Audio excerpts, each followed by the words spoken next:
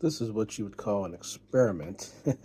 Because when I see something that doesn't work, I always look at it as an opportunity to find out why it doesn't work. And, okay, bear with me on this. I showed you yesterday how this cup was leaking water all over the place here. And you can see that I have hot water in there now. You can see the air bubbles forming along this section. And you see the crack. It's not getting worse. So my repair job worked well. Initially, like I said, I thought maybe that it was too dry. And I was watching a video by a man that's from over in the Netherlands. I believe he's from the Netherlands. He's Norwegian, anyhow, in that area. He makes these. And he was saying that, obviously, this is a capillary action that's happening. And when you have a tree, the pith on it, the center of the tree will crack. So I'm going to do a mock-up for you of a tree. Tree is never perfectly symmetrical. The center of it might be right here. That's the pith of the tree. So there's a lot of pressure. There's a lot of energy being stored up in this part of the tree, compression. And the fibers run this way, up and down. So taking that into consideration, you have a cell, there's a nucleus, the outer wall, all these chloroplasts that when light hits them dance around a circle on the living part of the tree. But when it dies, they dry out, and it's all you're left with is that cell wall. It's hollow, and it becomes a tube for transporting moisture, nutrients, and so forth throughout the tree. So if you take the tree and you cut it this way, because it's going to crack from the inside out, you're taking half the pressure off of that. And then if you go like this, you're taking another half off. You're left with a section of a tree like this. So you want to avoid this pith. So if I want to make a cup, okay, I know this is going to be the bottom right here. I get more space in this, and it's less the cutaway. So I could take it and draw out my cup like so, out of that wood. You're going to have the grain going this way, and the water will not go through. Now, the problem with that cup was that it was not made perfectly up and down. It was made off askew. So when you have the grain going this way and the pith going that way, the transportation of liquids, you had a cup that had lines going like so. A cup is going to leak if it's not sealed properly. So I want to return to the cup and see, has it leaked at all since I did to it what I did yesterday. It's hot. I feel the warmth. I don't see anything here. You saw yesterday it was just seeping out of here. It was seeping out of here. I don't see anything at all. Just this crack I repaired, which I'm fine with that. Wood is going to deform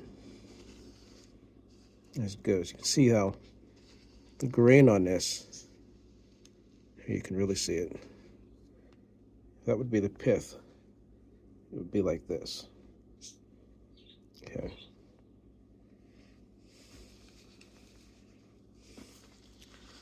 I don't see any leaking here. I tried to put a coating on it, and it didn't stick because it's oil-based. I knew it wouldn't. I tried a few different experiments. What I did is I coated it with olive oil, and I left olive oil sit in it during the night, and it's soaked into the wood. So it's creating a waterproof barrier the same way as lipids and cells in your body work on a human. But as a wood finish, it works like that. Now, this is not going to work long term. If I let this sit for a few days, if I let this dry out, it will start leaking again. So I ordered some natural, that's the point, natural tung oil, not the stuff that I use on baskets. The stuff that I use on baskets has a varnish in it. So I do want to preserve this cup. I don't want to be someone that has something because I get it and it doesn't work. I'm going to throw it in the garbage. I want it to work a lot like these cups work, and I do soak them with oil. You don't see any of that pith. You see the difference in the way that grain is on these cups? And this is rubber wood. as opposed to on that other one. And this is a softer wood, so it doesn't have the hardwood qualities that the walnut has. Well, this is more prone to leaking. So when I put the tung oil on, this is the point I want to make to people. This is how you do it, okay? You want to put it on in small, thin layers, but thickly. So what you want to do, put it on, wipe it off. Let it sit and soak in. Put it on, wipe it off. You're going to find with tung oil, and I know this from doing my woodworking on baskets and other things, you want to build layers up. You're going to be removing more than it's going to stay on there. It's going to feel like a waste, but really it's not. You're building layers of the oil, and this may take several days. You might do it once a day for a week, and then once a week for a month, or whatever. Because I'm not having varnish in it, I'm not too worried about the varnish buildup that I would with normal tung oil. This tung oil that I'm getting is natural. It's made for butcher blocks, things like that, so forth. So once I see it build up and have a glaze on it, and I know it's soaking into the wood when the wood is dry, I'll let it sit. I'm gonna let it sit for a month or more till the smell, that nutty smell of the tung oil and the wood itself is dry. I'll be able to tell by looking at it, and see how this is olive oil. But you can see the oil residue. It'll have that, but it'll be dried and it'll be cured. So you want it to cure first before you use it. You do not want to ingest tung oil. You can see that there's oil on the top of this water here. Small amounts, very little. That won't happen with tung oil. One of the things you can do between layers is take some real thin, like micro mesh